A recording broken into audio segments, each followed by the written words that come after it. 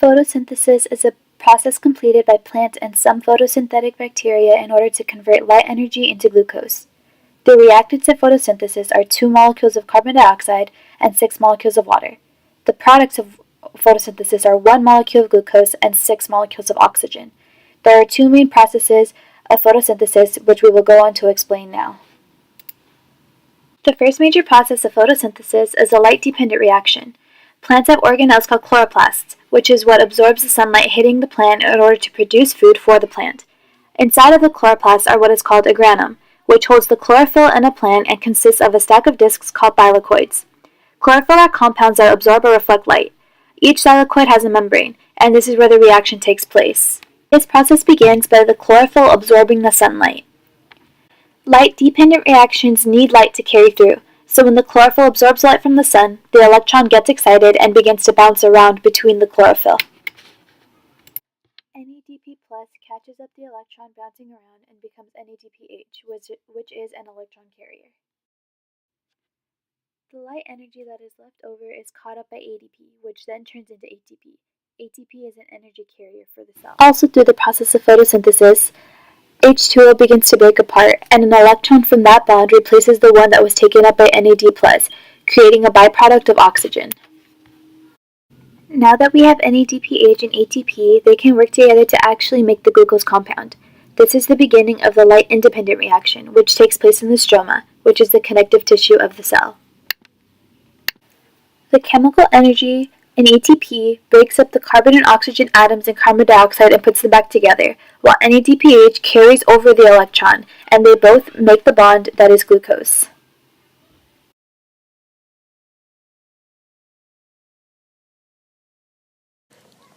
Uracil herbicides are historically used by industrial farmers to stop the photosynthetic process of plants.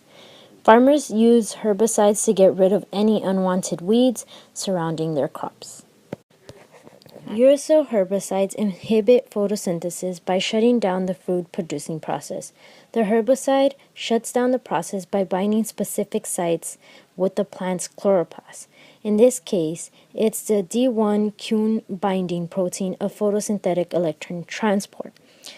This is a protein inside of the thylakoid membrane and the chloroplast. They lay inside of the protein, and when it binds to this protein, it begins to starve the plant, resulting in the rapid death of the plant. If the protein is binded, the electron transport will prevent NADP+ from using the electron to become NADPH. Without NADPH, glucose cannot be made, and the herbicide is brought up to the plant through the roots by foliage, which allows what are called injury symptoms to appear early on the older leaves.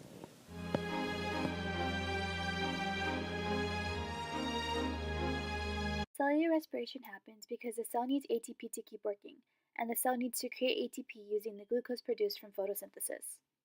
The first part of cellular respiration is called glycolysis. During the glycolysis, glucose is broken down in the cytoplasm of the cell, which is like the filling of a cell. In order to break apart, the glucose needs ATP. The bond of glucose is broken, so when electrons are being released, NADP+ will take in electrons, making it NADH. The energy released from this is caught up by the 2 molecules of ADP, turning into 4 molecules of ATP.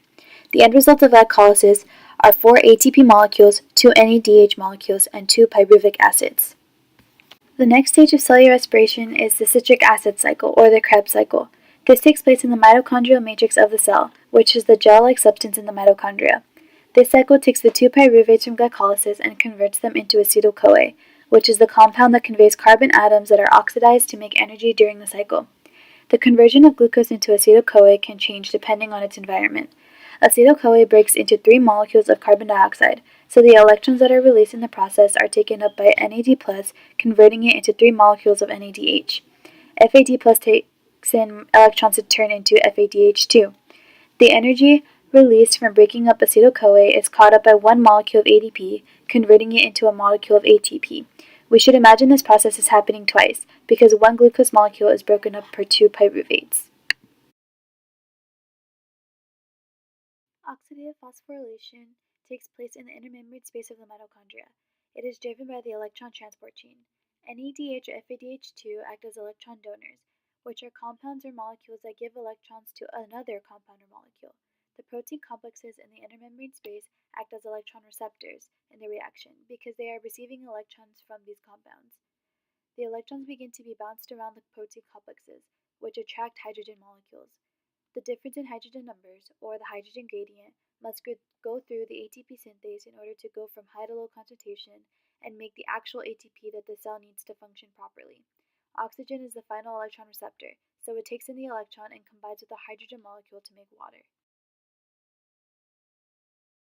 Pyruvate kinase deficiency affects the survival of red blood cells. Red blood cells are important because they transport oxygen to the body's tissues in exchange for carbon dioxide, which is carried to and eliminated by the lungs. The pyruvate kinase enzyme is involved in glycolysis. Pyruvate kinase is part of the last step in glycolysis, where the ATP is being created. PKR gene mutations cause a shortage of ATP in red blood cells. They replace the amino acids in the cell. It is also the most common cause to hemolytic anemia, where blood cells are created and destroyed in abnormal patterns. Symptoms of pyruvate kinase deficiency include fading, yellow eyes, pale skin, and shortage of breath. Shortage of red blood cells is extremely dangerous because not enough oxygen will flow throughout the body, and this can happen. In order to diagnose pyruvate kinase deficiency, one must complete a complete blood count, a differential blood count, or testing the percentage of different white blood cells in one's body, a preferred blood film examination on what's called a serum bilirubin level study.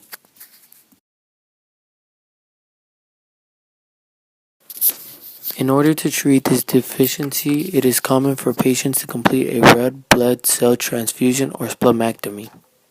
Patients will complete a splenectomy in order to eliminate their need for blood transfusion.